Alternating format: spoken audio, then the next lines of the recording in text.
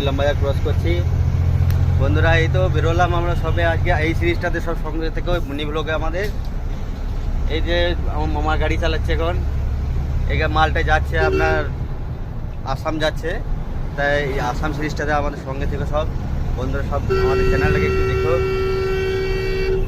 এই যে ইলামবাজার থেকে গাড়ি ছাড়লাম, প্রথম ভিডিওটা করা হয়নি কারণ আমাদের মনে ছিল না কেউ ভিডিও করতে। তা এই প্রথমেই শুরু হলো আমাদের ফার্স্ট ব্লগ এই সিরিজে। রাস্তা খারাপ কত রে। এই যে ইলামবাজার ক্রস করছি।